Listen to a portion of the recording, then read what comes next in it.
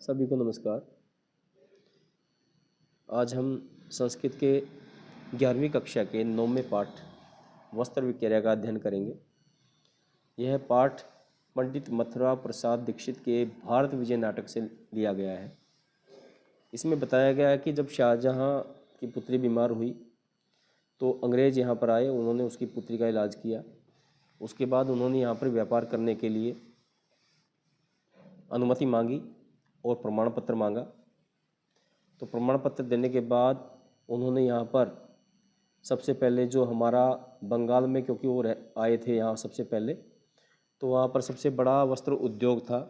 यहाँ के कारीगर विश्व प्रसिद्ध थे, बहुत अच्छा वस्त्र यहाँ पर बनाते थे, रेशमी कपड़े।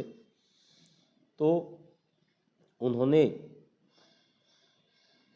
सबसे पहले उन कपड़ों को जो वो बनाते थे कम दामों पर खरीदकर महंगे दामों पर बेचना शुरू किया। अब जब कम दामों पर हमारे कपड़े खरीदते थे तो जो बनाने वाले कारीगर थे उनका परिवार का पालन पोषण होना मुश्किल हो गया, जिस कारण से उन्होंने अपना कपड़ा बनाना बंद कर दिया।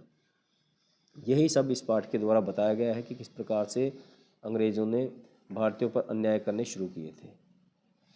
देखें, तथा प्रविशन्ति पटम विक्रेतुम क्रेतुम च कश्चित् तंतुवाय श्रेष्ठिनौ च। तब उसके बाद प्रवेश करता है पटम मैंने कपड़े को, विक्रेतुम बेचने वाला, क्रेतुम खरीदने वाला, कश्चित् तंतुवाय है, कश्चित् कोई, तंतुवाय है कारीगर जुलाहा, और श्रेष्ठिनौ सेठ। उसके बाद एक सेठ और एक जुलाहा कपड़ा बेचने और खरीदने के लिए प्रवेश करता है। नाटक की तरह लिखा गया है तो नाटक की तरह ही इसको समझें। श्रेष्ठी सेठ, तंतुवायः हे जुलाहे, किमस्य पटस्य मूल्यम, इस कपड़े का क्या मूल्य है? तंतुवाय है विंशति अधिकम शतम, 120। विंशति मैंने 20, अधिकम मैंने अधिक, शतम मैंने 100, यानी कि 100 से 20 ज़्यादा 120। श्रेष्ठी सेठ, नहीं नहीं, किंचित अधिकम एतत्, ये तो ज़्यादा है। शतम मूल्यम गृणीष्व, तुम इसका 100 मूल्य लो, 100 मुद्राएं लो। जैसे वो देने के लिए तैयार हुआ तभी ततः प्रविशति, तभी प्रवेश करता है सानोचरो, अपने सेवकों के साथ, वैदेशिक गौरांग है, एक विदेशी गौरांग, गौरांग मतलब गोरे अंग वाले यानी कि अंग्रेज। तभी एक अंग्रेज प्रवेश करता है। स राजमुद्रांकित प्रमाण पत्र दर्शित्वा श्रेष्ठिनौ तंतुवायंच वर्तिष्यते। वह उस राजमुद्रा यानी कि वो स्टैंप, जैसे आजकल स्टैंप लगाते हैं ना किसी भी प्रमाण पत्र को प्रमाणित करने के लिए, ऐसे ही उसको राजमुद्रा के द्वारा अंकित एक प्रमाण पत्र दिखाता है। किसको? श्रेष्ठिनौ मैंने सेठ को, तंतुवायच और जुलाहे को, और वर्तिष्यते उनको दोनों को धमकाता है, डराता है। क्या बोलता है? वैदेशिक गौरांग अंग्रेज, तंतुवाय है जुलाहे, पश्य राजमुद्रांकित प्रमाण पत्रम, देखो ये प्रमाणित प्रमाण पत्र, न तुम विक्रेतुम प्रभु, हे प्रभु तुम इसको नहीं बेच सकते।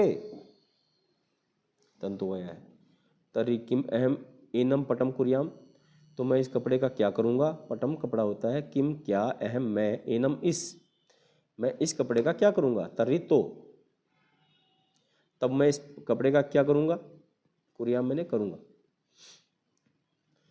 वैदेशिक गौरांग है, अंग्रेज बोलता है इमम पटम मयम देही, इमम इस पटम कपड़े को, मयम मुझे देही प्रदान करो, अहम एनम पटम विक्रेशे, मैं इस कपड़े को बेचूंगा, कृणीष्व इमह 50 मुद्रा, लो इमह ये 50 मुद्रा मुद्राएं, इति 50 मुद्रा ददाती, इस प्रकार से उसको 50 मुद्राएं देने लगता है।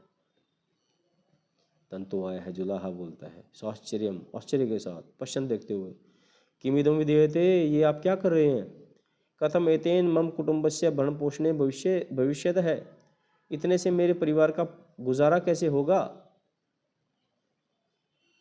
षड्भी मासई, षड मैंने 6 मासों महीनों तक, कथम अपि कैसे, रात्रिन दिवम दिन रात, परिश्रम में मेहनत करके, निष्पादितो अयम पट है, मैंने इसको दिन रात मेहनत करके 6 महीने में बनाया है इस कपड़े को। वैदेशिक गौरांग है, अंग्रेज बोलता है इमा मुद्रा गृणीष्व, ये मुद्राएं ले लो। न अहम किमपि जानामि, मैं नहीं जानता। मौनस अश्व, चुप रहो। गच्छ, और चले जाओ।